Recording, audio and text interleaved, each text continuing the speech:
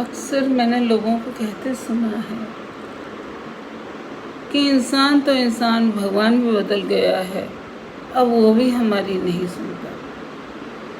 ये सुनकर मुझे ये गीत याद आता है, तूने खूब रचा भगवान खिलौना माटी का, जिसके पास सिर्फ शिकायतें ही शिकायतें हैं, कोई शुक्राना नहीं।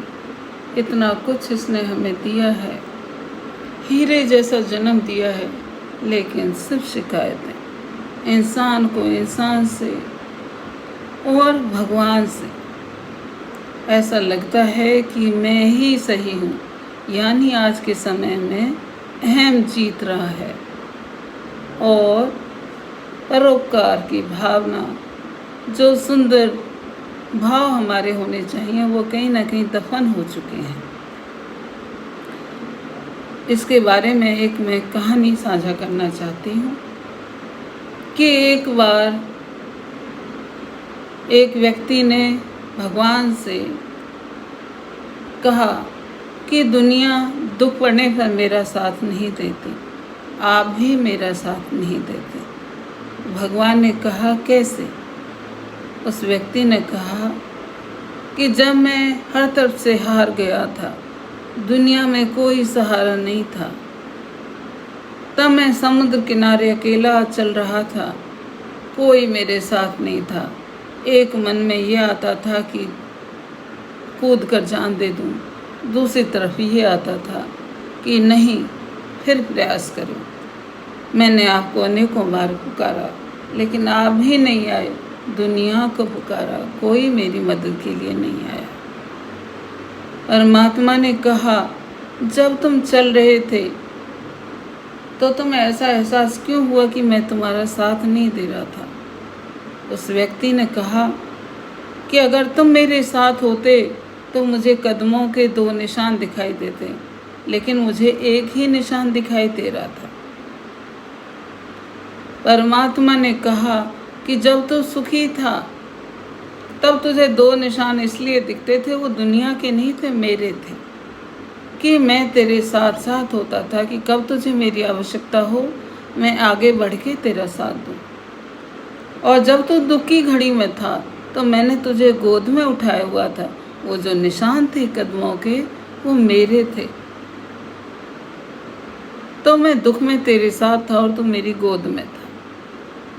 तो परमात्मा हरदम हमारा साथ देता है, भले ही वो हमें दिखाई नहीं देता।